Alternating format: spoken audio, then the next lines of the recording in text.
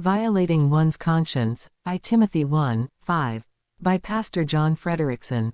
When our daughters were still school age, my wife and I had very restrictive finances.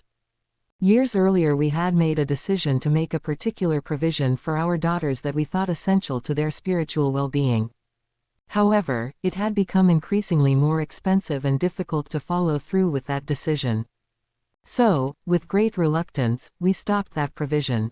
For the next 3 weeks, I could not sleep at night, nor concentrate during the day, as I agonized over the impact our recent decision might have on our daughters. Then, not knowing how we were going to pay for it, we recommitted to the original provision for our girls.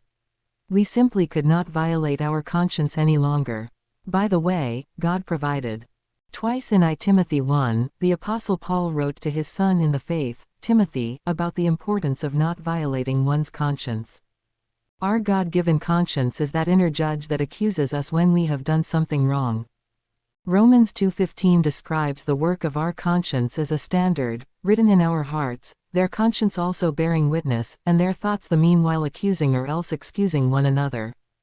When Paul gave Timothy firm directives about ministry, he wrote, "Now the end of the commandment is charity or love out of a good conscience, and of faith unfeigned." I Timothy 1:5. In order for Timothy to be effective in ministry and unhindered in his relationship with the Lord, one of the top 3 things he needed to maintain was a conscience that did not accuse him of wrongdoing. The maintenance of his conscience was a directive so important that he referred to it not as good advice or mere instruction. Instead, he called it a commandment.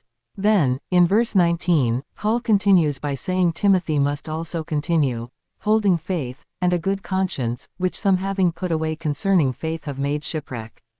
Paul was essentially saying that to violate one's conscience is a slippery spiritual slope that had made others slide downward into error, and become unprofitable in the cause of Christ.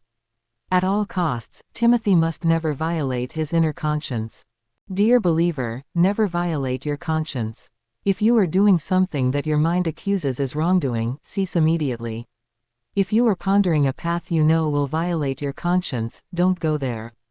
Choose another path. It is extremely important to maintain a clear conscience before the Lord.